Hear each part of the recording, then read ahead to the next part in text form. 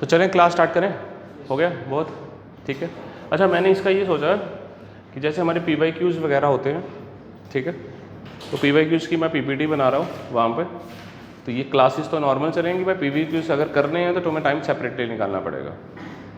तो क्लास में ही मैं PYQ भी कराऊँ, क्लास में ही लेक्चर भी पढ़ाऊँ, तो मेरा टाइम ख़त्म हो जाता है, ठीक है। तो मैं PPTs वो प्रिपेयर कर रहा हूँ, कूलम्स लॉ तक की इकट्ठी कर लेंगे, उसके बाद बाकी के टॉपिक्स के PYQs करते जाएंगे साथ साथ में, ठीक है। तो चलो स्टार्ट करते हैं। तो कल मैंने आप लोगों को बोला था कि हमने प्रीवियस क्लास में कूलम्स लॉ तो पढ़ लिया था, उसके थोड़े थोड़े टाइप्स के डिफरेंट टाइप्स के क्वेश्चंस बताए थे। फिर मैंने आपको वेक्टर के कूलम लॉ की वेक्टर फॉर्म बताई, फिर उसके बेस पे बात हुई हमारी किस टाइप के क्वेश्चंस आते हैं पेपर में, ठीक है। अब मैंने आपको कल रिवीजन करके आने के लिए कहा था, मैंने कहा था कि बेटा इसमें क्या होता है कि हमारे कूलम्स लॉ के साथ 11th के टॉपिक्स को मिलाकर भी क्वेश्चन बनाया जाता है। पर्टिकुलरली अगर मैं बात करूं तो ये स्पेशली जेईई मेंस का ही टॉपिक है, ठीक है।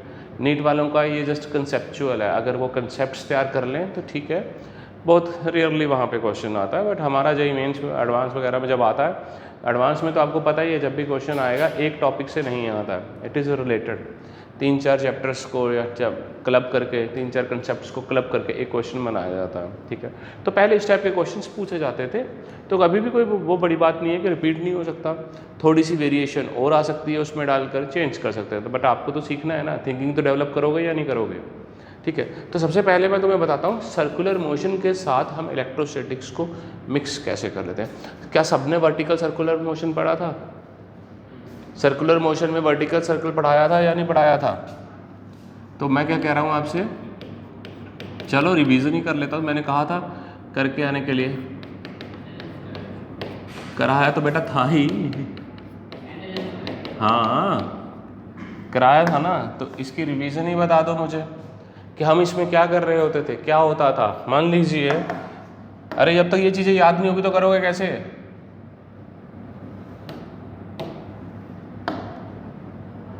हमारा क्या होता था कि ये एक पॉइंट सेंटर से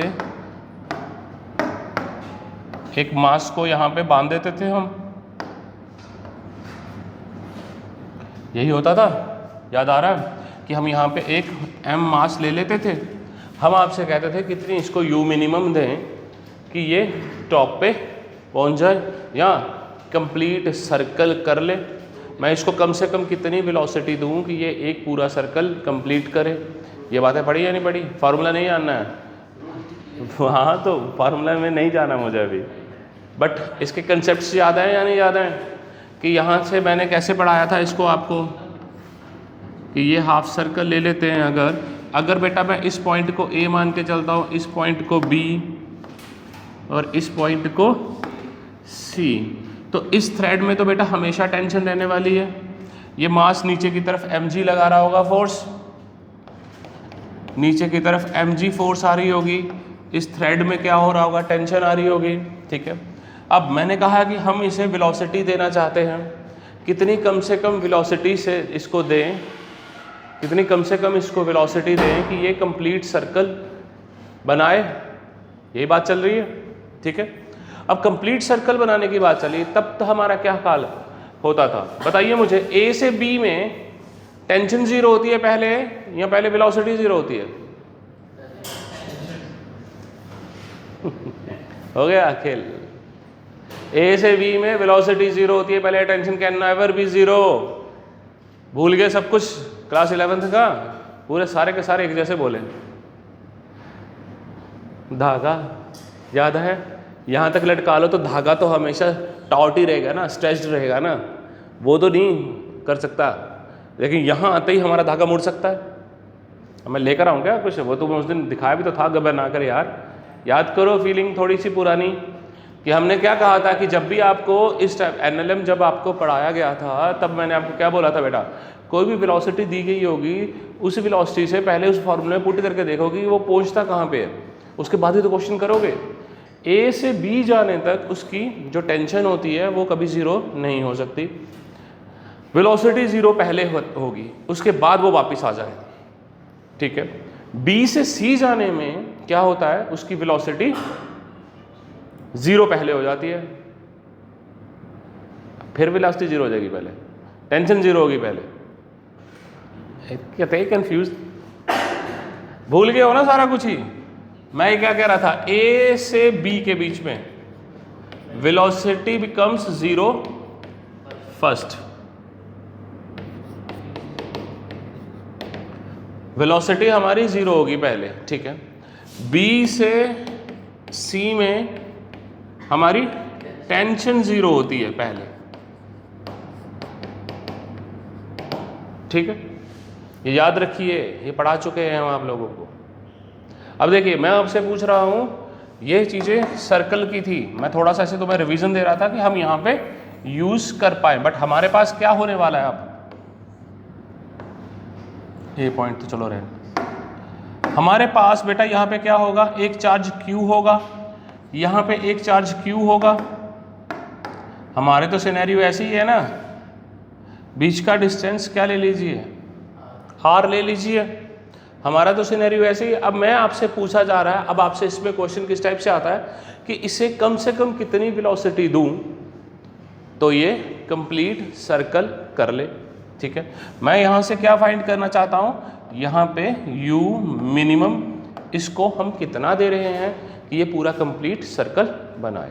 अब सोचिए, अगर मुझे कंप्लीट सर्कल करना है तो मुझे इस चार्ज को कहाँ तक लेके जाना पड़ेगा, C तक। बात समझ आ रही है। अब देखिए मैं आपसे कह रहा था, देखो मैं थोड़ा सा इसमें कुछ और बना दूंगा। मैंने कहा यहाँ पे आके T टेंशन 0 हो सकती है, पहले वेलोसिटी 0 नहीं होगी। मान लो आपने कोई वेलोसिटी दी, यहाँ पे आके टेंशन 0 हो गई, ठीक है। तो वो टेंशन 0 होने के बाद ऐसा चला जाएगा, टेंशन 0 हो गई ना, तो बट वो करेगा तो सही कंप्लीट सर्कल, सर्कल कर रहा है क्या कंप्लीट, वो वापस तो आ रहा है बट कंप्लीट फुली सर्कल नहीं बना रहा है, ठीक है। तो अगर उसे फुल कंप्लीट, अगर यहाँ पे 0 हो रही है तो वो ऐसा चला जाएगा, अगर यहाँ पे 0 हो रही है तो ऐसा आ जाएगा, ठीक है। मैं क्या चाहता हूँ, हमारा क्वेश्चन क्या है कि वो फुल कंप्लीट सर्कल बनाए। अगर वो कंप्लीट सर्कल बनाए तो यहाँ पे आकर टेंशन 0 हो या 0 से ज़्यादा हो, तभी जाकर वो फुल कंप्लीट सर्कल कर सकता है। तो मुझे क्या करना है, मेरी tension at C should be equal to और ग्रेटर देन 0 होगी, तब ही जाकर हमारा एक कंप्लीट सर्कल बनता है। याद है इतनी बातें या नहीं याद है? चलो अच्छी बात है, अगर ये तुम्हें अब याद आया, या तो था नहीं। तो यहाँ पे आकर कंप्लीट सर्कल बन गया मेरा, ठीक है। अब देखते हैं फोर्सेस। अब मैंने इस टाइप की कोशिश को करने के लिए क्या बताया था आपसे, हमारा लास्ट फाइनल पोजीशन क्या होनी चाहिए, C पे। तो C पे देखते हैं एट पॉइंट C कौन कौन सी फोर्स एक्ट कर रही होगी। भैया जी हमने mg कहाँ लिखा है, mg अब Q चार्ज लेके चल रहा हूँ, तो mg कुछ ना कुछ मास तो होगा ही, तो mg लग रहा है भाई साहब के हिसाब से, ठीक है। किस तरफ लगेगा, नीचे की तरफ। चल तेरी बात मान ली, ये बना दिया मैंने mg, ठीक है। टेंशन किस तरफ लगेगी, मैं C पॉइंट पे बना रहा हूँ, तो फिर और किस तरफ, गुड। कितनी होती है,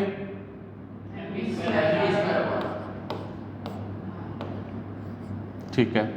और कुछ लग रहा है तुम्हें, अगर ये टॉप पे चले जाओ तो बेटा टॉप पे ये चल किस तरफ रहा होगा, इस तरफ होगा ना, इस पॉइंट पे ये इसकी वेलोसिटी की डायरेक्शन होगी या नहीं होगी। और क्या चल लग रहा होगा, कुछ लग रहा होगा, अरे लगा तो दी यार, कितनी बार लगाएगा, इसी को तो घुमा रहे हैं यार, अट्रैक्शन लगेगा। तो कौन सी फोर्स, कूलम फोर्स लगेगी, फोर्स लग रही होगी, इलेक्ट्रोस्टैटिक फोर्स भी तो लग रही होगी, उसको क्यों भूल गए भाई, चैप्टर कौन सा पढ़ रहे हो, भाई मास नहीं है तो चार्ज का मास नहीं होता, तो लगेगा तो सही, खा जाएगा उसको। हम नहीं कर रहे हमें नहीं करना है भैया, केमिस्ट्री को वहाँ छोड़ दीजिए। अब मेन जो फोर्स है उसके बारे में तो भूल ही गए हो, इलेक्ट्रोस्टैटिक फोर्स वो भी तो लग रही है, उसको खा जाओ। कितनी होगी, Q बाई तो क्या इक्वेशन बनती हुई दिख रही है? टॉप पे आने के बाद अगर मैं टेंशन को जीरो करने वाला हूं तो क्या कहना चाहूंगा, ये वाली फोर्सेज और ये वाली फोर्सेज आपस में क्या होनी चाहिए? इक्वल होनी चाहिए या ग्रेटर देन जीरो होनी चाहिए? इक्वल होनी चाहिए। चलो यही मान लेते हैं equal.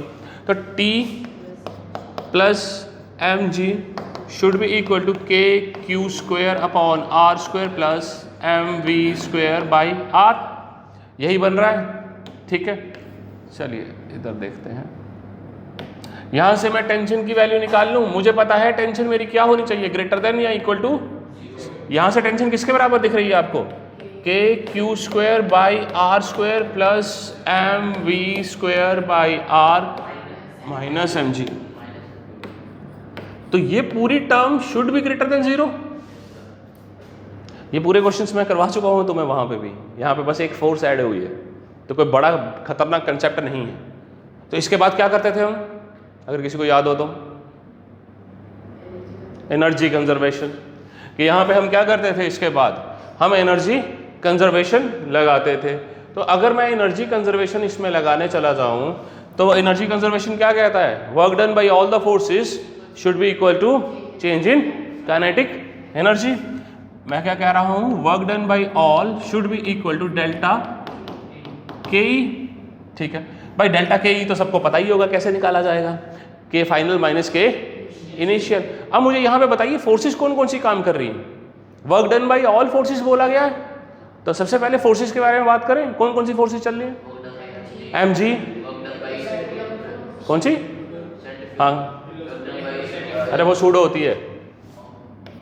Work done by tension plus work done by electrostatic force plus work done by M G. ये किसके बराबर होना चाहिए? के फाइनल माइनस के इनिशियल। ठीक है, यही बातें हैं या नहीं है? चलो, वर्क डन बाय टेंशन क्या दिख रहा है तुम्हें? जीरो। क्यों? क्या होता है? वर्क डन यहां से वहां लेके जा रहे हैं भैया, क्या कर रहे हो? तो कितना वर्क डन किया?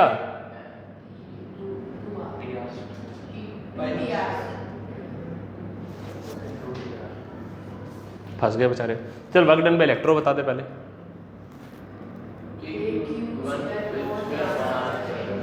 मैं कोई एक रैंडम पोजीशन ले लेता हूं तुम्हें क्लियर करने के लिए।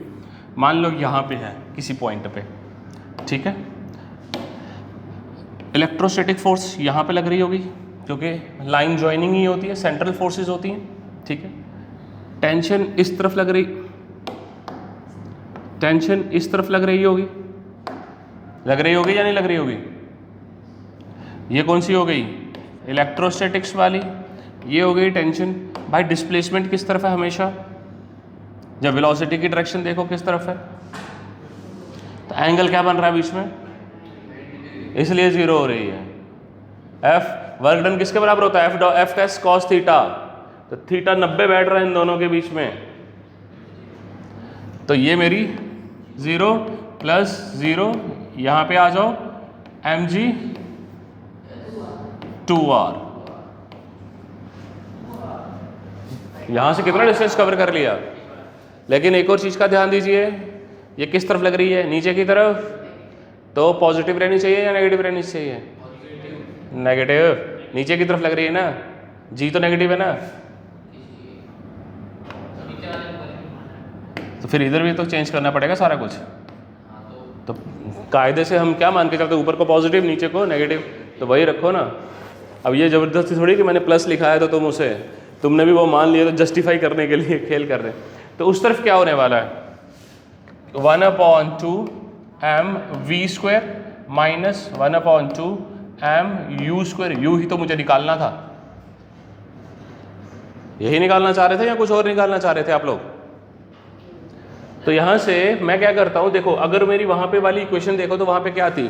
T is equal to K Q square by R square plus M G minus M G plus M V square by R. तो यहां से मैं एम वी स्क्वायर की वैल्यू निकाल लेता हूं ना। नहीं, पूरे एम वी स्क्वायर की वैल्यू निकाल दूंगा तो पूरे की पुट कर दूंगा ना वहां पे। बात समझ आ रही है या नहीं आ रही? आसान रहेगा मेरे लिए, मैं पूरे एम वी स्क्वायर की वैल्यू निकाल लूँ, कैलकुलेट कर लूँ। मेरी मर्जी नहीं है भाई। हाफ एम वी स्क्वायर किसके बराबर हुआ? Half M U square plus 2mgr लिख देता हूँ ना, ठीक है। तो यहाँ से एम वी स्क्वायर किसके इक्वल हो जा रहा है? M U square plus 4mgr। हाँ माइनस रहेगा, सही है। इसको उठा के लेके गया ना, तो एम वी स्क्वायर किसके इक्वल हो गया? M U square minus 4mgr। तो ये वैल्यू आप यहां पुट कर देंगे सीधे, तो फिर u निकालना है तो कैलकुलेट हो जाएगा। आगे तो मैथमेटिक्स है, मुझे नहीं जाना वहां पे भाई कि उठा के इधर उधर लेके जाना है, u को अकेला करना है, मैं क्यों जाऊं उसमें। मैं तुम्हें प्रोसेस सिखा सकता था। सोच, और जो फाइनल आंसर आएगा वो देख, मैं बताता हूं तुझे। हम क्या निकालना चाह रहे थे? u minimum.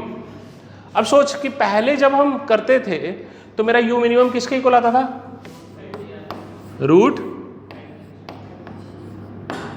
5gr, ठीक है। अरे सॉल्व करना पड़ेगा, आगे चलाना पड़ेगा। मैं तो अब डायरेक्ट आंसर बता सकता हूं तुम्हें, क्योंकि आगे तो कोई दिक्कत नहीं है। रूट 5gr आता था। अब की बारी फोर्स बढ़ी है घटी है? बढ़ी है, और अपोजिट डायरेक्शन में बढ़ी है, तो इसमें से वैल्यू बढ़नी चाहिए घटनी चाहिए? घटनी चाहिए। तो क्या आता है? Minus K Q1 Q2 by M R. ये फाइनल आंसर आएगा। आप लोग इससे आगे बढ़ाकर करके देख सकते हैं। तो यही आने वाला है। कुछ भी नहीं लिखा उस समय से? इतना क्यों समझता है?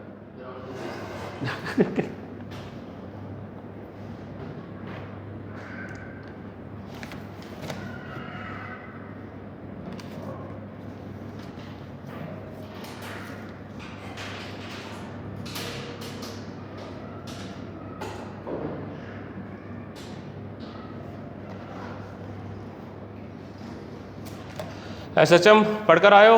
ये देखो, मैंने सर्कुलर मोशन के साथ, वर्टिकल सर्कुलर मोशन के साथ आपको क्वेश्चन बताया किस टाइप से आता है। अब इसमें वहाँ पे एनएलएम में हमने कितनी वेरिएशनें पढ़ी थी, कहीं पे भी वेलोसिटी दे दी गई थी, कितने टाइप के डिफरेंट क्वेश्चंस बने थे, पढ़े थे। तो यहाँ पे भी तो सारे बन सकते हैं। तो मुझे ये लगता है कि इस टाइप का अगर कोई भी क्वेश्चन आएगा उसका बेसिक तो आपका क्लियर हो गया। तो वर्टिकल सर्कुलर मोशन के साथ अगर चार्ज का कोई भी क्वेश्चन आता है तो आप लोग, अब ऐसा मुझे लग रहा है वो तो बाद में पता चलेगा ना।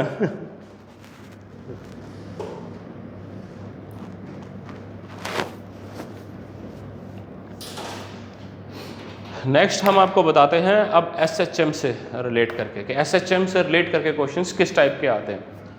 जब तक लिख रहे हो तब तक एक चीज़ सोचो और मुझे बोल कर आंसर दे सकते हो। एसएचएम जब हम पढ़ रहे थे तब हमारे इक्विलिब्रियम की बात चलती थी। तीन टाइप के इक्विलिब्रियम पढ़े थे हम लोगों ने, पढ़े थे या नहीं पढ़े थे? तो क्या नाम बताना स्टार्ट कर सकता है कोई उसका? क्या इक्विलिब्रियम के बारे में अरे भाई, थर्मो में भी बताया मैंने, एसएचएम में भी बताया है कि इक्विलिब्रियम हमारे किस किस टाइप के होते हैं। अच्छा, अभी मैं याद दिलाऊंगा, मैंने पहाड़ी बनाई थी, वहां पे 3 टाइप के इक्विलिब्रियम बताए थे। हाँ, गोले वाला पहाड़ी याद रह गई है, 3 टाइप के इक्विलिब्रियम नहीं याद रहे। अबे नलायको, 2 तो सीधे याद ही रहने चाहिए, तीसरे में तो डाउट हो सकता है। बता कौन से 2?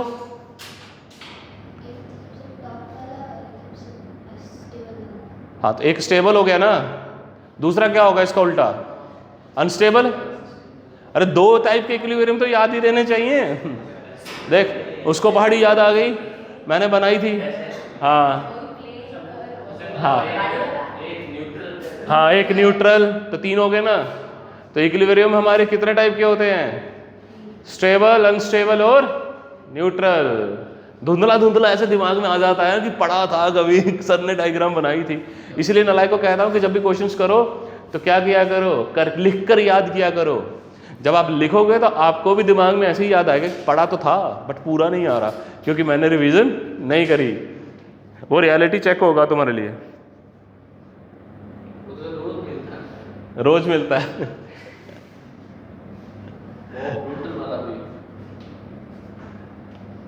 ये लिख लो ना, ये लिख लो पहले इधर वाला, फिर उसके बाद वर्क डन वाला लिख लो।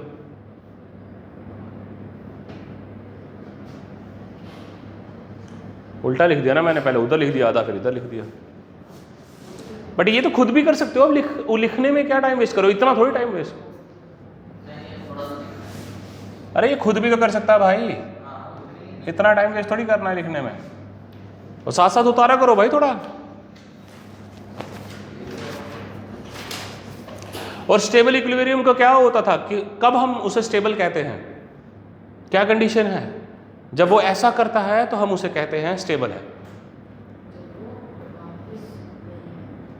गुड, ये जय करेगी। नहीं रेडियस से बेटा कोई लेना देना नहीं बेटा। कहाँ आए, मीन पोजीशन पे खींची आंसर दे रहा है जो आदमी था भी नहीं क्लासेस में। स्टेबल इक्विलिब्रियम वो होता है कि जब अगर किसी पर, अरे सुनिए, एसएचएम में हम क्या करते थे, छोटी डिस्प्लेसमेंट्स कराते थे, उसको उसकी मीन पोजीशन से थोड़ा सा डिस्प्लेस कर देते थे, तो हम देखते थे अगर वो अपनी मीन पोजीशन पे वापस आ जा रहा है तो हम उसे कहते थे कि ये स्टेबल इक्विलिब्रियम है। ठीक है, अगर वो कभी भी अपनी मीन पोजीशन पे नहीं आता है तो हम उसे कहते थे कि वो अनस्टेबल है। और न्यूट्रल में क्या होता था कि सेम लेवल पे रह रहा है। ठीक है, याद आई होंगी ये चीज़ें, अभी आ नहीं है। नालायको बोला था कि रिवाइज करके आओ, कल टॉपिक्स के नाम भी बताए थे क्या क्या आने चाहिए क्या क्या नहीं आने चाहिए, लेकिन फिर खाली हाँ मेरे हो गया। अरे हो जाना चाहिए यार, इतना टाइम कैसे लगता है तुम्हें लिखने में? तू कहाँ पहुंची तनुश्री, तेरी कॉपी कैसे खाली आज? अब ये वाला रह रहा है। ऐसे तू लिख तो लेती जल्दी जल्दी, आज तू भी स्लो हो गई। कौन से वाला?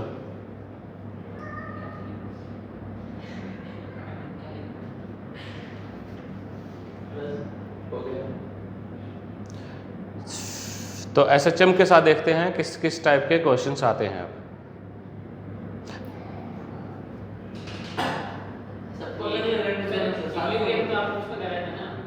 कराया तो बहुत जगह, सर्कुलर में भी कराया था। अबे रिवीजन तो ये जो पहाड़ी वाली कम से कम 3 या 4 बार ही समझा चुका हूँ ये क्लास में। मेरे को तो 2 बार दिखी है। हाँ, उसे 2 बार दिख गई, तुझे 1 बार दिख रही है। ये मैं बहुत बार ही कराता हूँ। क्या था, एसएचएम को ऐड करने जा रहे हैं भाई, यही तो बनाता था ऐसे करके। हाँ, कि यहाँ पे अगर मैं बॉल रख देता हूँ, इसको मैं थोड़ा सा डिस्प्लेस कर दूँ तो ये वापस अपनी पोजीशन पे कभी नहीं आ सकता, तो ये अनस्टेबल हो जाता है, अनस्टेबल इक्विलिब्रियम है। अगर मैं एक बॉल यहाँ रखता हूँ, इसको मैं थोड़ा सा इधर डिस्प्लेसमेंट करूँ तो ये वापस घूम फिर कर वापस अपनी जगह पर आ जाएगी, तो बेटा ये स्टेबल है। ये वाली है, इसको थोड़ा सा इधर यहीं पड़ी रहेगी, ये न्यूट्रल होता है। 3 टाइप के इक्विलिब्रियम आपको बताए गए थे, ये सब चीज़ें बता चुका हुआ हूँ। तो देखो मेन मुद्दा हमारा क्या है, अरे ध्यान दो, स्टेबल इक्विलिब्रियम क्या होता है। देखिए पहला नंबर एसएचएम की कंडीशन क्या होती है कि जो डिस्प्लेसमेंट करनी है वो छोटी होती है, डिस्प्लेसमेंट स्मॉल होती है। ठीक है, अगर वो returns to its mean position तो हम उसको क्या कहेंगे, स्टेबल। लिखते जाओ भाई साथ साथ, इक्विलिब्रियम। ठीक है, यही बातें हम लोग आपको पहले भी पढ़ा चुके हुए हैं। ठीक है, तो अब कुछ डायग्राम्स बनाता हूं जिसमें आप लोगों को सिर्फ यही सोचना है कि किस टाइप का होना चाहिए। देखो आप न्यूट्रल की तो बात कर नहीं पाओगे, आप स्टेबल और अनस्टेबल की बात करोगे। ठीक है, मैं कुछ क्वेश्चंस बनाने की कोशिश करता हूँ, आपको यही सोचना है कि यहाँ पे स्टेबल इक्विलिब्रियम होने वाला है या अनस्टेबल होने वाला है। ठीक है, कतई बेसिक क्वेश्चन है, इसमें कुछ ज़्यादा खतरनाक क्वेश्चन आएंगे अभी आगे चल के। तो मान लीजिए एक क्यू चार्ज यहाँ पे है,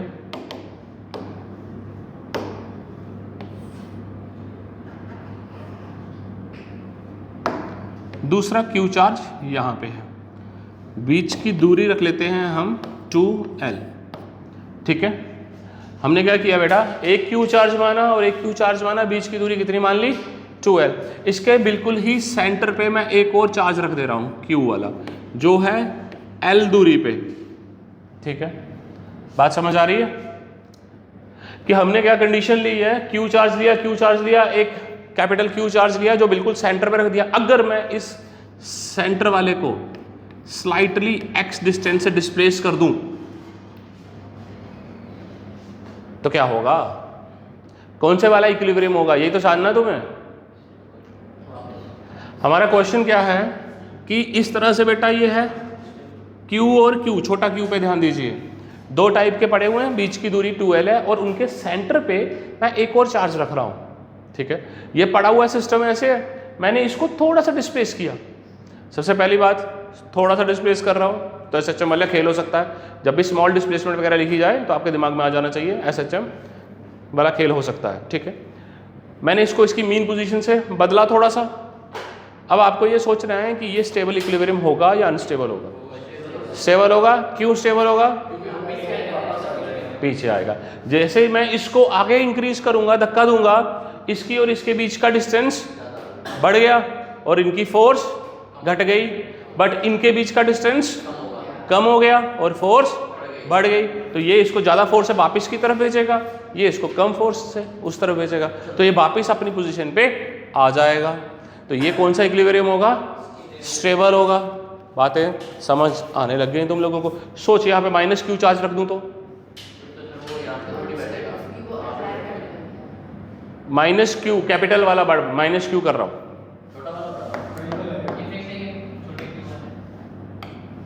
माइनस क्यू,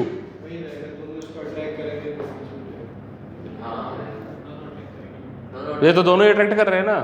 बट अगर मैंने इसको थोड़ा सा धक्का दे दिया तो फिर स्टेबल रहेगा या अनस्टेबल रहेगा, अनस्टेबल चला जाएगा। हाँ जी, क्योंकि जैसे ही मैं इसको यहां पे खींचूंगा तो इनके बीच की फोर्स ऑफ अट्रैक्शन ज्यादा हो जाएगी, इसके बीच की फोर्स ऑफ अट्रैक्शन कम हो जाएगी। तो क्या ये इसको वापस जाने देगा, नहीं जाने देगा, तो ये अनस्टेबल हुआ। ठीक है, अब यहाँ पे ध्यान दीजिएगा, जो मैं चार्ज की मूवमेंट कर रहा था कैपिटल क्यू की, वो तो दोनों के लाइन पे ना, एक्सियल लाइन पे कर रहा हूँ।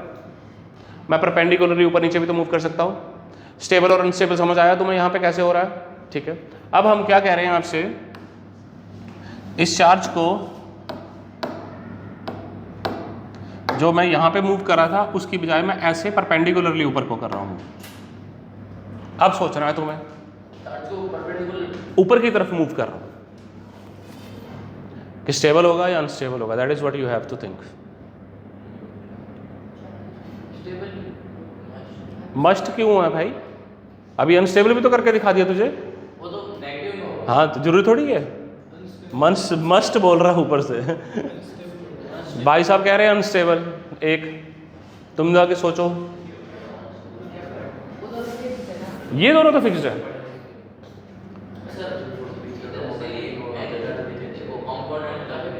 हाँ लगेंगे, दिमाग तो लगा तेरा, तो कॉपी बना के देखना। हाँ ठीक है, एक कैंसिल हो गए,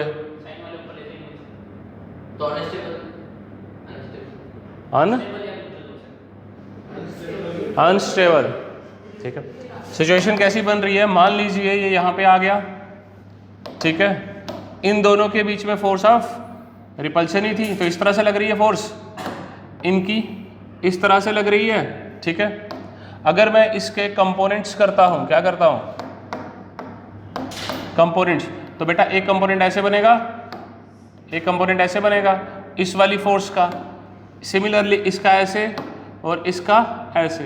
तो बेटा क्यू नेट तो ऊपर की तरफ लग गया ना फोर्स, एफ नेट, तो ये इसीलिए वापस कभी आएगा ही नहीं।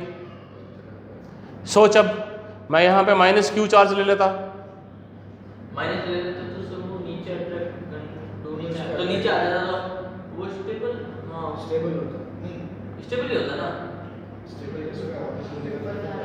ये वाला माइनस क्यू है आपकी बार। हाँ स्टेबल माइनस क्यू है और ऊपर जा रहा है। अरे हम तो ऊपर ही लेकर गए हैं। ऊपर जा रहा है माइनस। अरे भाई अरे टेक्निकल है नीचे। बाकी वालों को तो समझ ही नहीं आया ना अभी बात, क्वेश्चन ही समझ नहीं आया। आधों को तो क्वेश्चन ही समझ नहीं आया।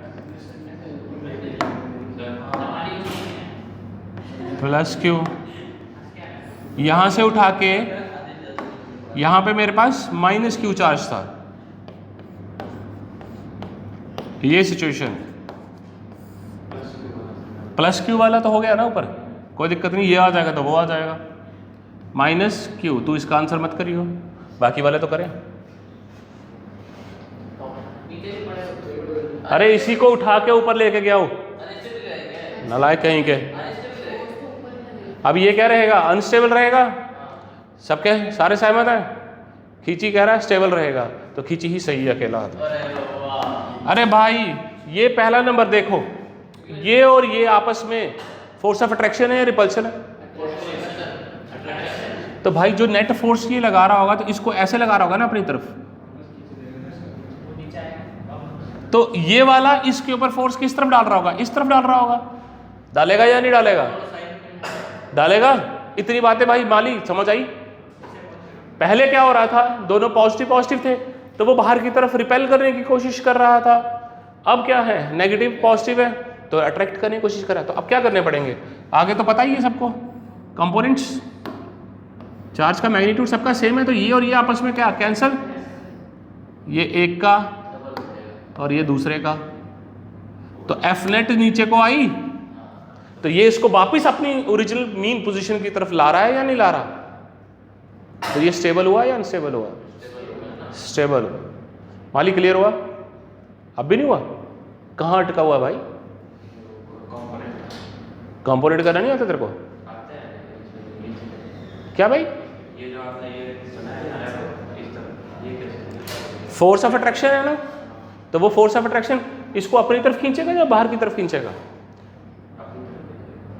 ये तुझे उस दिन पढ़ा था, सेंट्रल फोर्सेस होती हैं कूलम्स लॉ, सेंटर से सेंटर की तरफ एक्ट करती हैं। तो भाई अगर देख यहाँ पे क्यू चार्ज है, यहाँ पे माइनस क्यू है, तो भाई ये इसको अपने ऐसे खींच रहा होगा ना अपनी तरफ, ये भी तो इसका, हाँ खींच रहा होगा। हम तो उसका देख रहे हैं ना अभी,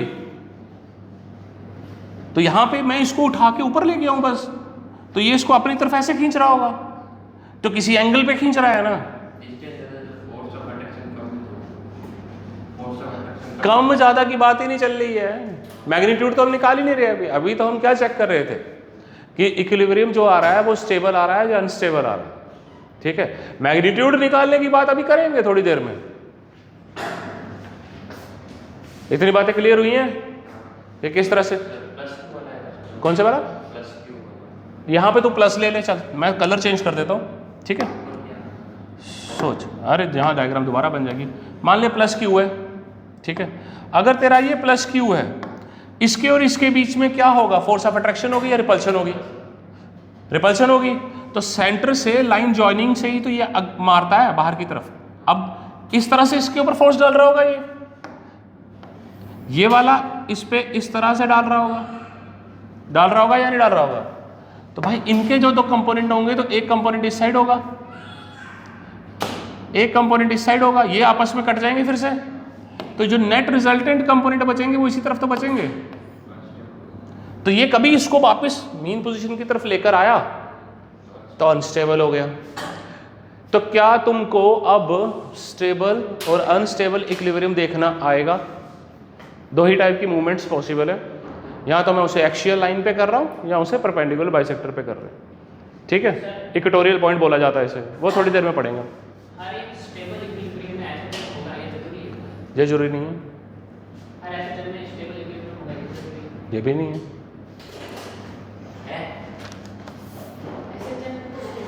तो टाइम पीरियड बताया सिस्टम में क्या होता था? 2 पाई 2 पाई, अबे नलायको अंडर रूट भी तो था, रूट m/k। वो कह रहा है कि कुछ भी मान लो, बस दो वर्ड यही हैं। एक सही होगा। हाँ, कह रहा है कि दो वर्ड है बस, एम बाई के, या के बाई एम मान लो या एम बाई के मान लो, बस लगेगा यही। हाँ ठीक है, टाइम पीरियड ये होता है। ठीक है, अब मैं तुम्हें इसका क्वेश्चन बताऊंगा करने किस टाइप से। ये तो तुम लोगों ने सिखा दिया, इस पे क्वेश्चन थोड़ी आने वाला। ये तो मैं तुम्हें स्टेबिलिटी निकालने में बता रहा हूँ, क्वेश्चन तो तभी सॉल्व। हाँ कब करा? ऑलवेज बोल रहा तू मस्ट, तो मस्ट की कंडीशन मत लगा ना इसकी तरह। देखिए ध्यान दीजिए, एसएचएम में आपको टाइम पीरियड का फॉर्मूला मैंने अभी बताया, आप लोगों ने बताया, सॉरी मैंने नहीं बताया, एम बाई के होता है। ठीक है, और जो मेरी फोर्स होती है वो किसके बराबर होती है? Minus K x. ये दो फॉर्मूले एसएचएम में आप लोग पढ़ चुके हुए हैं। ठीक है, जब भी अगर मैं देखो इलेक्ट्रोस्टैटिक्स में अगर मैं बोले आपसे ये बोला जाएगा कि ये चार्ज पड़ा है, मैंने उसे स्लाइटली क्या किया, डिस्प्लेस कर दिया, थोड़ा सा चला दिया, वो बोलेगा उसका टाइम पीरियड निकालो, यही बोलेगा, कुछ और तो बोलेगा नहीं। और अगर तू ध्यान दे, टाइम पीरियड का फॉर्मूला जो है, टाइम पीरियड का फॉर्मूला दिख रहा है तेरे को, उसमें 2 और pi constant, M constant, variable कौन है? के खाली, तो खाली के की तो वैल्यू निकालनी नहीं है। तो मुझे क्या करना पड़ेगा इस क्वेश्चन को, मैं एक बात समझो मेरी, आपको क्या करना है, टाइम पीरियड निकालने के लिए कहा जाएगा जब भी आपको सिर्फ और सिर्फ के निकालना है। के कैसे निकलता है याद आ रहा है तुम्हें? जब मैं एफ निकालूंगा, वो भूल जा, अभी वो नहीं लगा रहा, अपने को कूलम्स लॉ यूज करना है ना, कूलम्स लॉ यूज करके फोर्स निकालूंगा, एक्स की टर्म्स में आएगी, तो बाकी जो बचा होगा वो सारा के होगा। एक्स वाले को अलग कर दो, कंपैरिजन वाले क्वेश्चंस करे थे, याद आ रहे हैं? सर ऐसे तो ये के और कूलम्स वाला के दोनों भाई ये अलग अलग है ना, कैसे रिलेट कर सकता है तू यार? रिलेट नहीं कर रहा हूँ, तो फिर हम जैसे क्वेश्चन करेंगे तो दोनों। भाई मैंने इसे अलग बनाया ना, तू उसे 1/4 पाई एप्सिलॉन नॉट लिख के चल ले। अबे यहाँ तो के की वैल्यू निकाल रहा है, वो अलग है।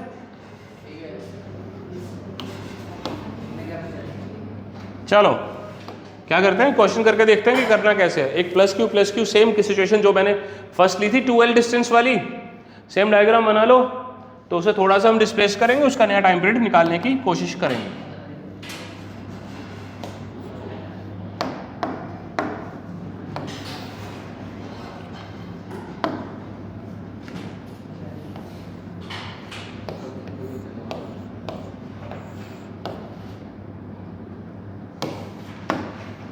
सेंटर पे हमने क्या चार्ज रखा है, Q एट डिस्टेंस L। ठीक है, हमने क्या कहा बेटा, इसको आपने स्लाइटली डिस्प्लेस कर दिया x डिस्टेंस से। तो क्या ये स्टेबल इक्विलिब्रियम करता है? आपको पता है करता है। ठीक है, तो जब आपको ये पता चल गया कि ये स्टेबल इक्विलिब्रियम करता है, तो हमें क्या निकालना होगा बेटा?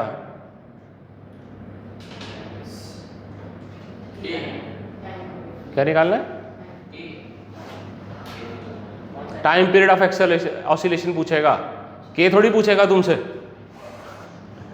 के तो मैंने तुम्हें बताया क्वेश्चन को चलाना कैसे है, तो तुमसे क्या पूछेगा? Time period of oscillations.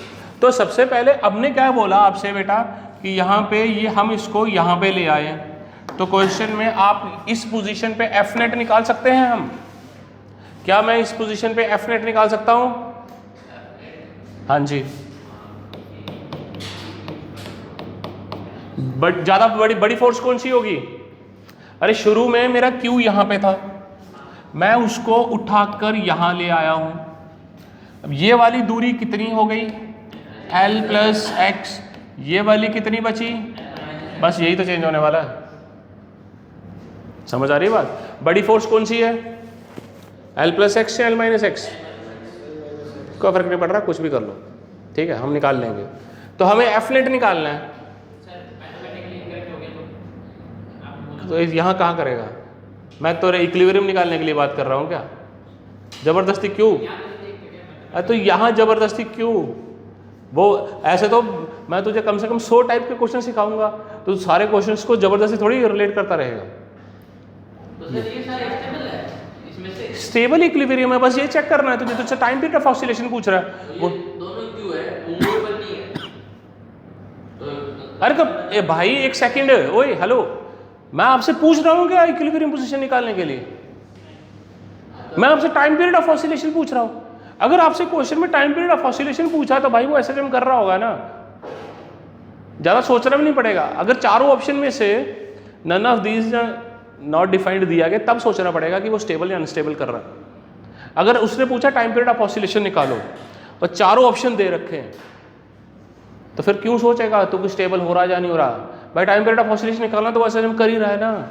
अगर उसने कंफ्यूज करने के लिए एक ऑप्शन नन ऑफ दीज रख दिया या नॉट डिफाइंड अनडिफाइंड कुछ रख दिया, जीरो इस टाइप का कुछ रख दिया, फिर सोचना पड़ेगा कि तो ये स्टेबल या अनस्टेबल कर रहा है। लेकिन तू, मैं तुझसे एक्स थोड़ी पूछ रहा हूँ, मैं तुझसे वो सब चीज़ें थोड़ी पूछ रहा हूँ जो मैंने कल तुम्हें पीछे वाले 2 क्लासेस पहले पढ़ाया कि पोजीशन क्या निकालनी है, मैग्नीट्यूड। तो वो वाला लॉजिक यहाँ पे रिलेट करने का कोई पॉइंट नहीं है अभी, ठीक है। तो क्या से एफ नेट कैसे निकलेगी?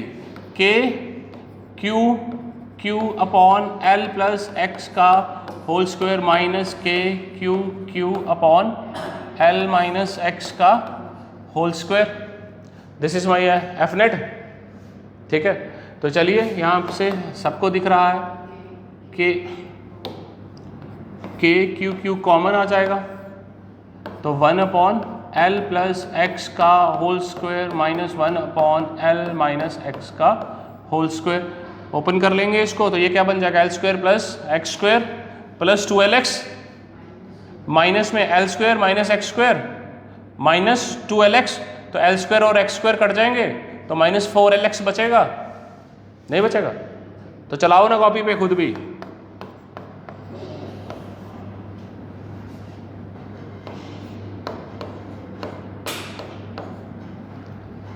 यही बच रहा है या किसी और का कुछ और बच रहा है?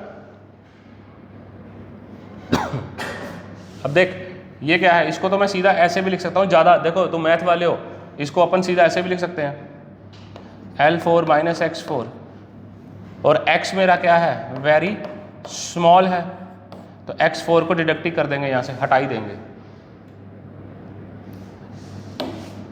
तुम्हें तो इतना आता ही है ना, कैसे लिख दिया मैंने x4 वो? तो हमने क्या किया, x4 को हटा ही देना है, फिर बहुत छोटा होता जाएगा ना x, तो L4 ही काम का रहेगा यहाँ पे। आगे को उसको खोल के मैं ओपन करूँगा, कोई पॉइंट नहीं है नीचे वाले का, ठीक है। तो क्या बच रहा है मेरा? 4 K Q L X upon L raise to power 4। तो फाइनली आपके पास क्या बच गया? Minus 4 K Q x upon L Q. ये मेरी आई एफ नेट।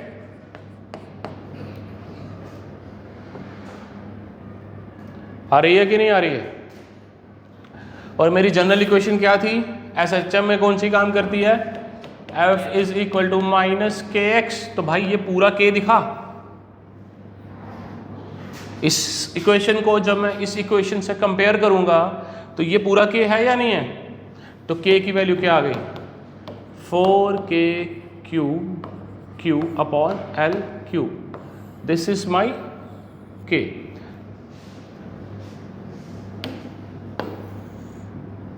तो टाइम पीरियड आप निकालना चाह रहे थे जो किसके बराबर था? 2 pi under root M by K. तो यहाँ पे हम पुट कर देंगे under root M L cube upon 4 K Q. ये आपका टाइम पीरियड आ गया।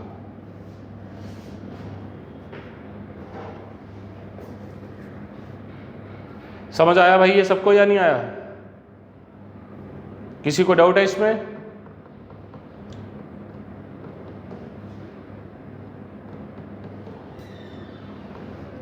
कोई परेशानी? सर वो नीचे वालों को आप मल्टीप्लाई करोगे, ब्रैकेट्स ओपन करोगे तो वही बनेगा ना। उसके बाद और भी तो एक्स की टर्म्स आती जाएंगी सारी। तो मैं ये कह रहा हूँ कि एक्स तो हमारा बहुत ही छोटा है, उसे नेग्लेक्ट कर देना। तो सिर्फ L4 ही बचने वाला है नीचे मेरे पास।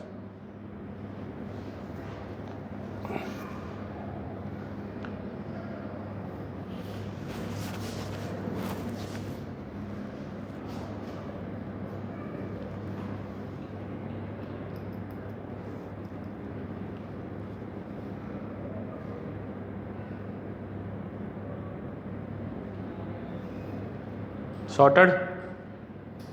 तो इस टाइप के क्वेश्चंस समझ आए।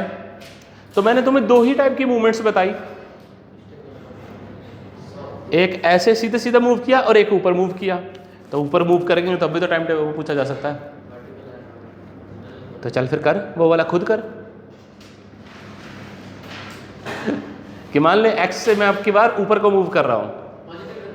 हाँ हाँ, अरे स्टेबल में तो करेगा ना, अनस्टेबल में क्यों करेगा? माइनस क्यों रखेगा, तभी तो होगा। हाँ स्टार्ट करो उसे जिन्होंने लिख लिया है। सेम क्वेश्चन, स्टेबल वाले में तो टाइम पीरियड निकालेंगे, दूसरे वाले में टाइम पीरियड क्यों निकालना है? निकालना ही नहीं है, एक्स ही लेना है ना, एक्स लेके जा रहे हैं ऊपर।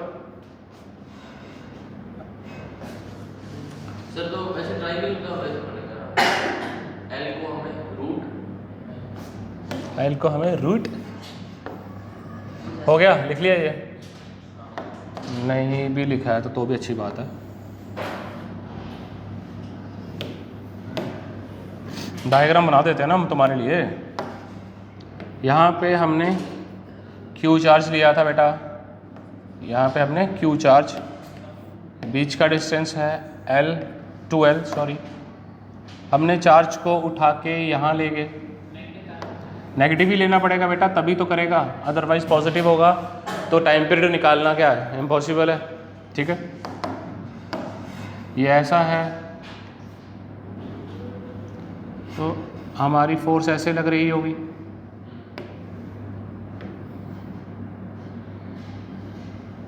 ये मैं x ले रहा हूँ,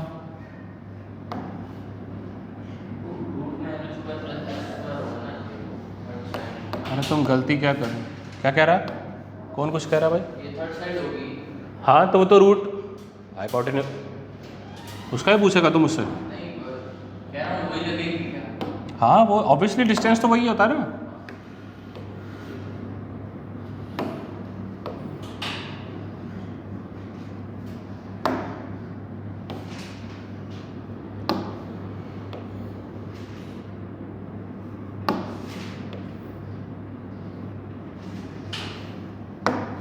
इस तरह से खेल हो रहा है हमारा या नहीं हो रहा? ठीक है, तो ये वाला एंगल आप मान लीजिए अल्फ़ा, तो ये भी अल्फ़ा ही होगा। ठीक है, यहाँ से f नीचे की तरफ लग रही है, यहाँ पे f लग रही है, ये मेरी f साइन अल्फ़ा, ये हमारी हो गई f साइन अल्फ़ा। बेटा ये आपस में कट जा रही हैं। ठीक है, तो यहाँ पे बच क्या रहा है 2f कॉस अल्फ़ा। तो यही मेरी नेट फोर्स है जो नीचे की तरफ लग रही है। ठीक है, तो एफ नेट कितनी लग रही है? एफ नेट कितनी आई हमारी, अगर मैं यहाँ पे बात करूँ तो एफ नेट कितनी आ रही है -2f कॉस अल्फ़ा, ये लग रही है अब की बार नीचे की तरफ। ठीक है,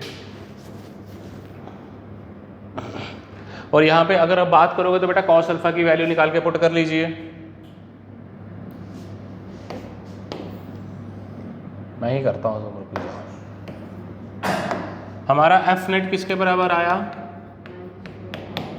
-2f कॉस अल्फ़ा। ठीक है, -2 आपकी बारी एफ नेट ही ये आ गया ना, पिछली बारी एफ नेट क्या था माइनस करके आ रहा था ना, तो अब की बार तो इसे ही चलाना पड़ेगा ना मुझे, जरूरी थोड़ी वो वैसे सोचोगे थोड़ी, पहले तो प्लस माइनस करके एफ नेट निकल रहा था, अब तो एफ नेट ही यही है। तो एफ की वैल्यू क्या होगी के क्यू नीचे under root L square plus X square का स्क्वायर। ये तो मेरी एफ की वैल्यू आ गई, ये किसकी वैल्यू आई है? अरे बीच का डिस्टेंस देखना, यही तो है डिस्टेंस, तो ये होगा ना इन दोनों के बीच में आपकी बार, बीच का डिस्टेंस तो आपकी बार ये होगा, तो ये x है ये l है, तो under root L square plus X square. तो ये कब से यही बात बोल रहा था। अरे यार ये बीच का डिस्टेंस l था ना, तो ये x है, तो हाइपोटेन्यूज क्या होगा under root L square plus X square. ठीक है, यहाँ पे ये बात हो गई हमारी। अब कॉस अल्फा, इस ट्राइंगल में कॉस अल्फा नहीं निकाल सकता बेस अपॉन हाइपोटेन्यूज, तो यहाँ पे क्या आ रहा है x upon L square plus X square under root. नहीं आया? अरे x की, अरे भाई ये ट्राइंगल नहीं बन रही, तो उसमें तो कॉस अल्फा नहीं निकाल सकता। कह रहा समझ नहीं आया।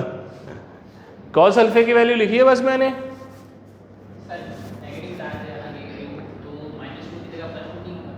सर चार्ज का मैग्नीट्यूड कौन ले रहा है? O Q minus K x से कंपेयर नहीं करना बाद में। चलिए ध्यान दीजिए आगे, -2k क्यू एक्स बना, यहाँ पे ये लिख सकते हैं L² + x² 3/2।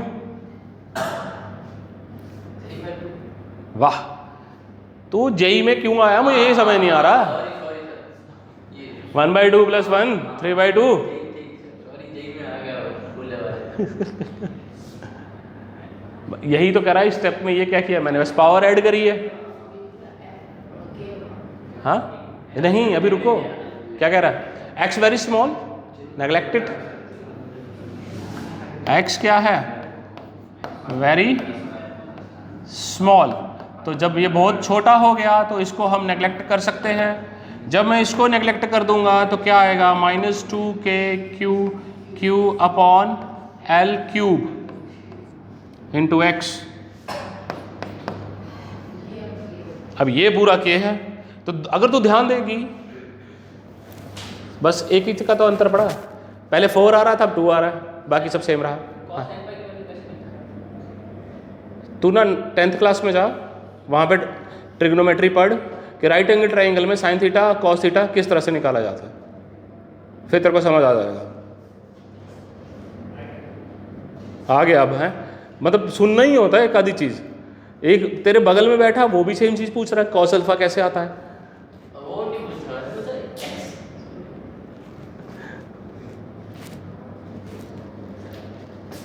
हाँ भाई, कॉस अल्फा किसके इक्वल होता है? बेस पर और 10 तो साइन। तो फिर यहाँ करने में क्या परेशानी हो रही है सबको? एकदम से। और तुम्हारी जिंदगी में एकदम नहीं होता मैथ, मैथ सब जगह है। तो नहीं तुम सोचो कि मैथ एकदम से आ रहा है। अरे जेईई मेंस में तो ठीक है, एकदम से क्वेश्चन नहीं होने वाला है ये मैथ के, फिजिक्स के तो बनाने हैं। अरे तो फिजिक्स के तो बनने हैं, मैथ्स के तो हम कहते हैं 5 से 10 सवाल करो भाई, बहुत है, इससे ज़्यादा करने ही नहीं है। वो भी टॉपिक ही बताएं कौन से पढ़ने हैं कौन से नहीं, जिनके क्वेश्चन हमेशा सॉल्व होते हैं। लेकिन तब भी तो नहीं तुम लोग करके जाते, सीरियसली नहीं लेते मैथ को। अरे इस बार ही वो एक लड़का वही है ना, एक क्वेश्चन करके आया था मैथ का, तो कितना परसेंटाइल है उसका मैथ का? 61%। सो 4 नंबर में 61 परसेंटाइल है मैथ्स में। बात सोचा करो ना, तुमने 4 क्वेश्चन कर लिए, तुम्हारे 95 परसेंटाइल ऐसे ही क्रॉस हो जाता है। कहानी होती है आगे 100 परसेंटाइल कैसे करना है, उसके लिए तुम्हें 10 क्वेश्चन का राउंड जाना पड़ता है, 7, 8, 9, 10 क्वेश्चन कुछ करने पड़ेंगे। वो डिपेंडिंग अपॉन कि आपके पेपर की डिफिकल्टी कैसी है उसके ऊपर। लेकिन 4-5 क्वेश्चन करोगे तो 95 परसेंटाइल ऐसे ही कर। तो सोचना ही है कि 99 कैसे पार करना है।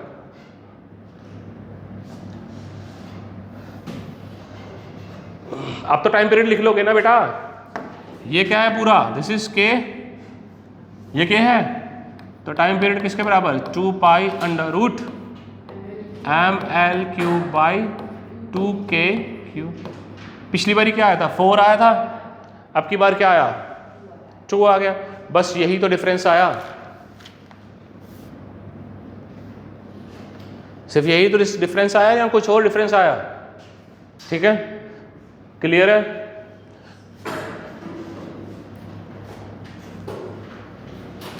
तो SHM से रिलेटेड किस टाइप से क्वेश्चंस बनते हैं, एक टाइप मैंने करवा दी है, बाकी कर सकते हो। समझ तो आ गया? 2 करवा दी मैंने तो, कि पॉइंट चार्जेस को उठा के कहाँ लेके जाना है कहाँ नहीं। ठीक है, तो चलिए नेक्स्ट टाइप का देखते हैं कि किस टाइप से होता था। कुछ और देखते हैं ना कि क्या मिक्स किया जा सकता है। अभी तक हम लोग क्या पढ़ रहे थे? हाँ जी, अभी तक हम लोगों ने क्या माना था कि चार्ज जो है वो पॉइंट चार्ज है, यही मान के चल रहे थे। हमने क्या बोला कि एक पॉइंट चार्ज ये है, एक पॉइंट चार्ज ये है, इन दोनों के बीच में फोर्स ऑफ अट्रैक्शन क्या आ रही है, ये सब चीज़ें आप लोग निकाल ले रहे थे। क्या हमेशा पॉइंट चार्ज ही रहेगा? उससे पहले हमने आपको एक चार्ज डिस्ट्रीब्यूशन भी बता रखी है कि बॉडी के ऊपर चार्ज किस तरह से होता है, linear charge density, surface charge density, volume charge density कि जो चार्ज होता है वो किसी भी तरह से मिल सकता है, ठीक है। तो चार्ज तो मेरा डिस्ट्रीब्यूटेड भी हो सकता है, फिर मैंने तुम्हें दो अलग uniformly distribution, non uniform distribution ये भी तो बताया गया तुम्हें। तो उस केस में मुझसे फोर्स कैसे निकाली जाएगी वो जानना है अब आपको। समझ आ रहा है कि क्या कह रहा हूँ कि क्वेश्चन किस टाइप से चेंज होगा। चलिए ध्यान दीजिए, मान लीजिए आपके पास एक L लेंथ की रॉड है, ठीक है। क्या दे रहा हूं मैं आपको, हमने क्या कर लिया कि कहा ये आपको L लेंथ की रॉड मिली हुई है, ठीक है। इसके ऊपर चार्ज मेरा क्या है बेटा, यूनिफॉर्मली डिस्ट्रीब्यूटेड है। इसकी मैंने चार्ज डेंसिटी आपको दे दी लैम्डा कूलम पर मीटर, ठीक है। अब मैं क्या चाह रहा हूं, ये L लेंथ का है, तो लेट्स से कि यहां पे कहीं पे एक और Q चार्ज पड़ा हुआ है,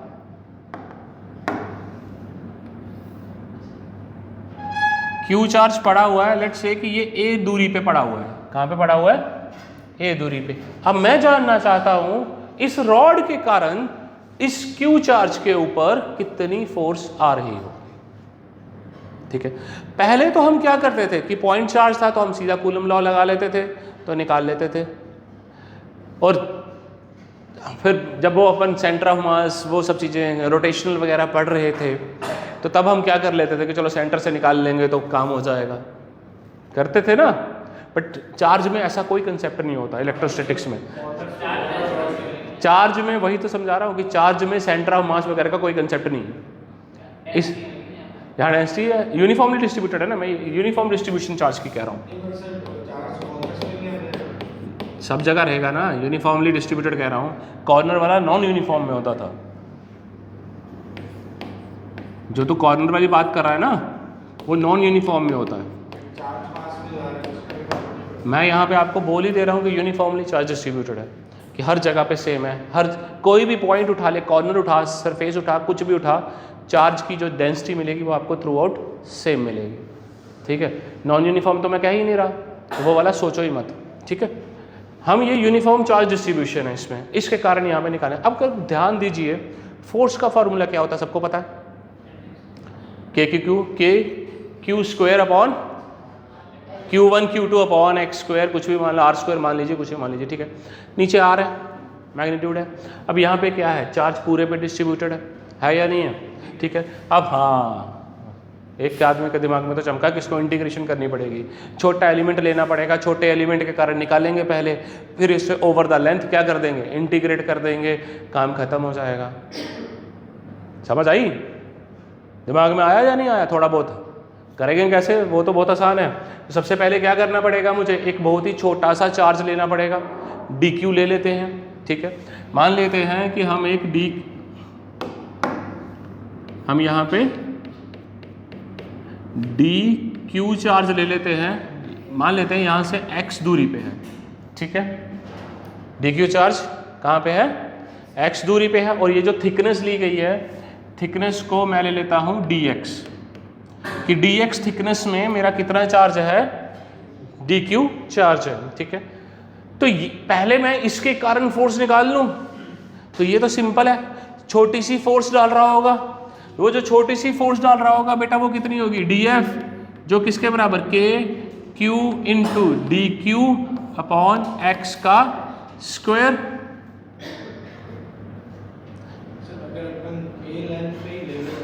ए लेंथ पे तो फिर ये स्टार्टिंग ही है ना, यहाँ से चार्ज कहाँ, किस एलिमेंट क्या लेगा,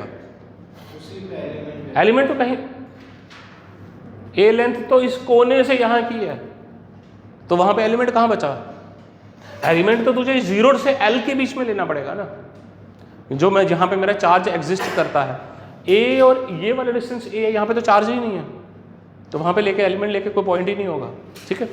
ये मेरी बात हो गई। अब सबको पता है dq किसके बराबर होता है, लैम्डा dx,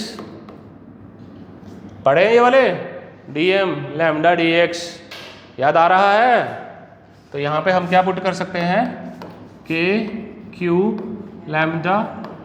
अब आगे तो आप लोगों को फीलिंग आ ही गई होगी कि क्या करना है, मुझे क्या निकालना है, पूरी फोर्स निकालनी है।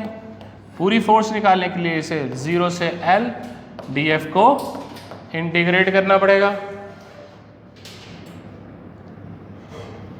याद आ गया या नहीं आया? तो जब मैं इसे इंटीग्रेट करूंगा तो सिंपल सा मुझे दिख रहा है के क्यू लैम्डा, तो बाहर ही आ जाएगा, तो अंदर क्या बच रहा है 1/x² dx 0 से l। इसकी इंटीग्रेशन करूंगा तो के क्यू लैम्डा तो बचेगा -1/x। ओए एक सेकंड, लिमिट गलत ले ली, 0 से l क्यों ले रहे हैं? अरे भाई 0 से क्यों? a से l प्लस, यहाँ पे a पे है ना चार्ज स्टार्ट हो रहा है और l प्लस a तक चार्ज जा रहा है, तो लिमिट क्या लगेगी a to a plus l। अरे ये पहले कितनी दूरी पे, पहला चार्ज इसको कहाँ पे इनकाउंटर करा इसने? a पे, लास्ट वाला a प्लस l पे, तो लिमिट लग रही है a से a प्लस l। तो फोर्स मेरी क्या आ गई? के क्यू लैम्डा माइनस है तो 1/a minus 1/a plus l। This is your final answer.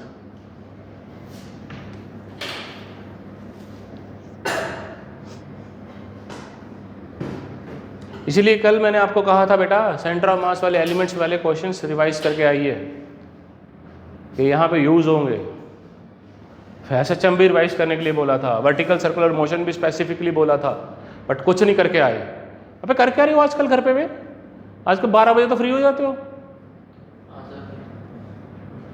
एक लड़की है बस वो पीछे पड़ी हुई है, मेरे हीट 1 हीट 2 के डाउट्स हैं, बाकी तुम्हारे तो कोई डाउट भी नहीं है जिंदगी में।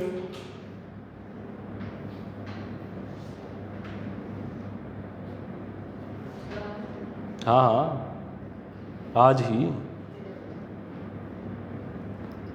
करेंगे 3-4 बजे करीब। मैं पहले ले लूँगा ना आज। तू तो यहीं है ना शाम तक?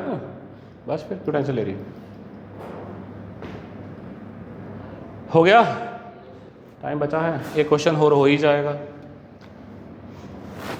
रिंग ले लो, नेक्स्ट रिंग का करके देखो।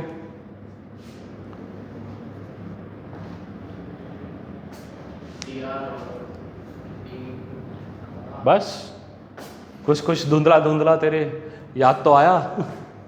dr dq ये चलेगा आपकी बार, रिंग में निकालना पड़ सकता है, ठीक है।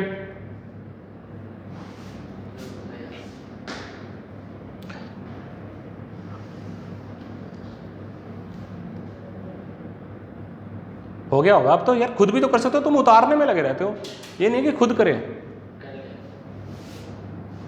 अब मैं क्या कह रहा हूं आपसे कि एक रिंग ले लेते हैं रेडियस r की,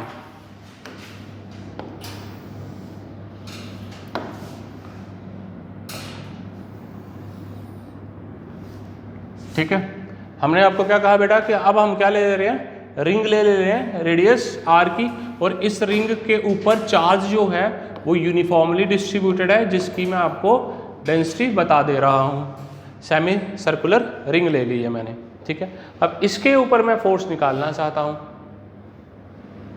कि यहाँ पे छोटा एक चार्ज सेंटर पे एक और चार्ज पड़ा हुआ है, इस चार्ज के ऊपर बेटा इस सेमी सर्कुलर रिंग के कारण कितनी फोर्स आ रही होगी, ये मैं निकालना चाहता हूँ।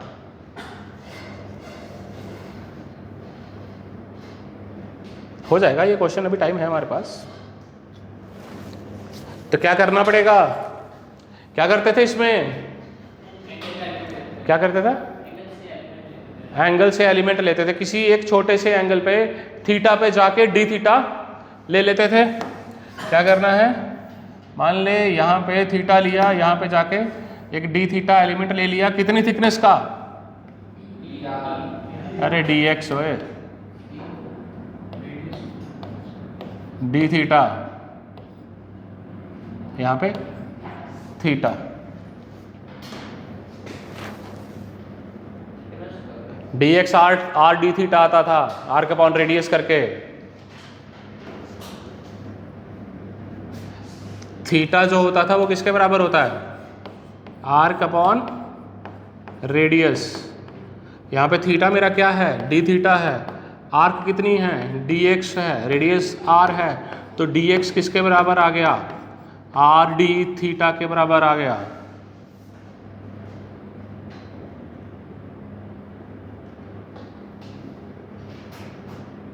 आया या नहीं आया? और तुम्हें ये तो पता ही है D Q lambda D x होता है, ये तो पहले ही पढ़ चुके हैं। तो यहाँ से D X R D theta आ गया, तो लैम्डा आर डी थीटा, ये चेंजेस आने वाली हैं। और यहाँ पे अभी ध्यान दीजिए एक चीज़ का, ये तो मैंने जस्ट, ये तो मैथमेटिक्स था, तुम लोगों ने सेंटर ऑफ मास रोटेशन वगैरह में पढ़ रखा अच्छे से ये वाला, तभी मैंने जल्दी से लिख दिया एलिमेंट कैसे लिया जाता है। अब यहाँ पे ध्यान दीजिए एक चीज़ का, ये वाला जो एलिमेंट है ये फोर्स इस डायरेक्शन में डाल रहा होगा, ओए ये वाला एलिमेंट फोर्स इस डायरेक्शन में डाल रहा होगा, थोड़ा सा ऊपर चला जाऊं वो अलग डायरेक्शन में डाल रहा होगा, थोड़ा सा ऊपर चला जाऊं वो अलग डायरेक्शन में डाल रहा है, इस तरह से डाल रहा है। तो हर बार फोर्स अलग डायरेक्शन पे डल रही है। Every element is applying force in the different directions और किसी एक एंगल पे डाल रही है।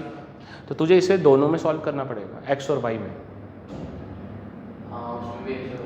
हाँ जी, तो यहाँ पे दोनों में सॉल्व करना पड़ेगा मुझे, एक्स और वाई में। तो सबसे ये तेरा अगर हो गया है तो यहाँ पे डी एफ भी तो लिख सकता है।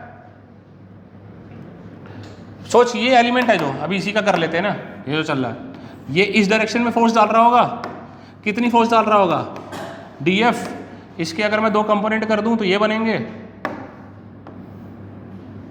सबसे पहले डी एफ तो लिख लो, डी एफ कितना बन रहा है, बाकी तो बाद में बात करता हूं। तो सबसे पहले हम डी एफ तो लिखें, डी एफ किसके बराबर, के क्या है, क्यू, किधर गया, डी क्यू लेना है ना, डी क्यू किसके बराबर है, लैम्डा आर डी थीटा। चलो पहले तुम डी क्यू ही लिख लो, अपॉन आर का स्क्वायर, यही बनेगा। तो डी क्यू की वैल्यू पुट कर दूं, K Q lambda R D theta upon R square. तो आर आर कटता हुआ दिख ही रहा सबको। तो हमारा के फाइनल छोटी फोर्स कितनी आ रही है, ये छोटी सी फोर्स है जो इसमें इस छोटे से एलिमेंट के कारण अप्लाई हो रही है। ठीक है, अगर बेटा ये एंगल मैंने थीटा लिया था तो ये एंगल कितना, थीटा, तो ये क्या है, डी एफ कॉस थीटा, ये क्या है, डी एफ साइन थीटा। तो मुझे आपको क्लियरली दिख ही रहा है कि मुझे दोनों अलग अलग से साइन करना पड़ेगा। मुझे इसको एक्स में भी सॉल्व करना पड़ेगा बेटा और वाई में भी सॉल्व करना पड़ेगा। तो हम इसे दोनों तरफ से सॉल्व करेंगे। तो लेट्स से कि अगर अपन इसे एक्स डायरेक्शन में पहले सॉल्व कर लेते हैं, तो यहाँ पे मैं एफ एक्स निकालूंगा जो किसके बराबर होगा, क्योंकि डी थीटा था ना, इंटीग्रेट किसको करते तुम लोग, तो वही ना करते किसको, तो यहाँ पे डी एफ कॉस थीटा आएगा ना पूरा। एक्स डायरेक्शन में कौन सी फोर्स लग रही है, डी एफ कॉस थीटा। अब लिमिट बताओ कोई ना मुझे, एक्स में एंगल कहाँ से कहाँ वेरी कर रहा है, हमेशा ही भैया 0 से पाई में ही चार्ज डिस्ट्रीब्यूटेड है, 180 है ना, तो लिमिट क्या रहेगी, 0 to पाई ही रहेगी। तो निकालो इसकी वैल्यू जल्दी से।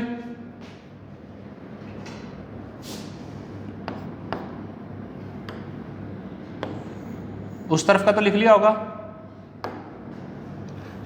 इसी तरह से हम एफ वाई निकालेंगे। तू ना मुझसे मरने ही वाला, बस थोड़ा ही दिन जा रहे हैं तेरे।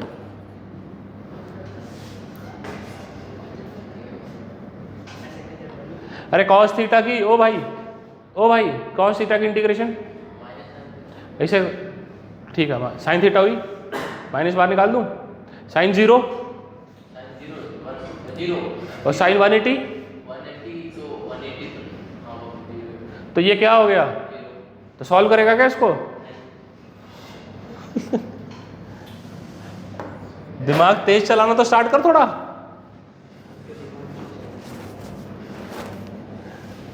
कैसे कारनामे करता है ये लड़का, मुझे समझ नहीं आती कभी कभी।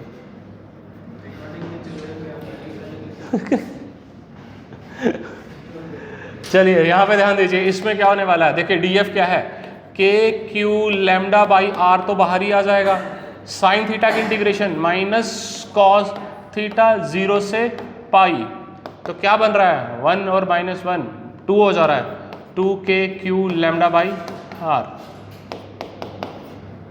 सिर्फ वाई में ही फोर्स बचेगी नेट, एक्स पे नहीं बचेगी।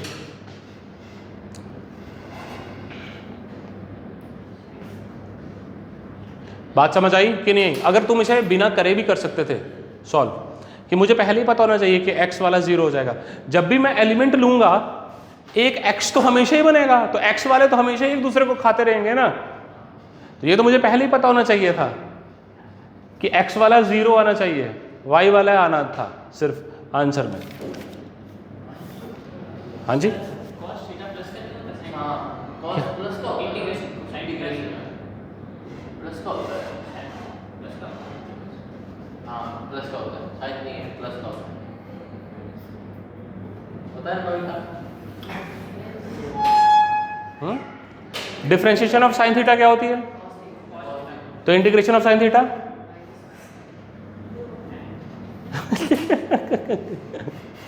ओ भाई, मैं भाई बताता हूँ सर को जाकर कि तुम लोग क्या रायता फैला रहे हो यहाँ पे। अभी तक बनाया नहीं है, ओ मैंने तो बड़ा रखा है, तो आप बना रहे हैं। आप है ही हो।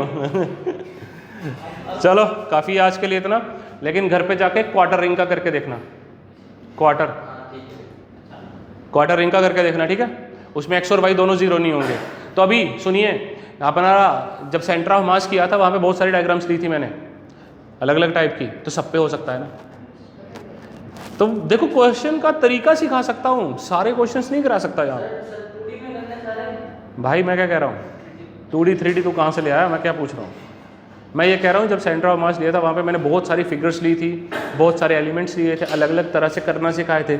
अगर तुझे एलिमेंट लेना आता है तो यहाँ पे कोई भी फिगर दे दूँ तुझे प्रॉब्लम होगी फोर्स निकालने। तो पहले वो रिवाइज कर लियो, फिर इन पे ध्यान दियो।